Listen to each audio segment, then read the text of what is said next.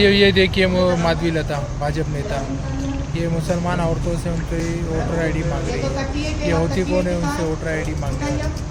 और मैं मुसलमान बहनों से ये कहना चाहता हूँ कि आपने इस ख्यात में वोटर आईडी दिया क्यों। इससे ये पूछो कि ये होती कौन है वोटर आईडी मांगने वाली। मत डरो ऐसे से, अभी डर डर के।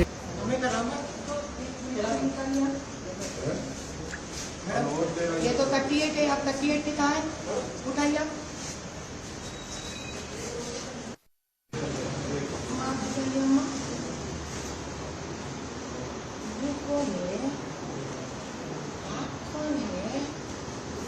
आपका दूसरा आधार कार्ड है आपका?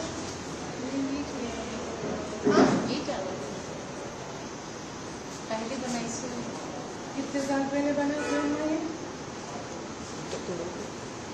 तो 38 इंडिया में तो 44 इंटी वयसु మేడం అక్కడ ఇలా ఉన్నాక డిలీట్ అయిందని ఉందా? ఉంది డిలీట్ అయిపోయింది అమ్మ పంపించేసి నేను పెళ్లి చేశాను మేడం డిలీట్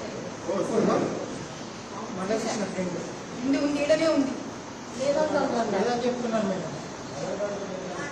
ఇది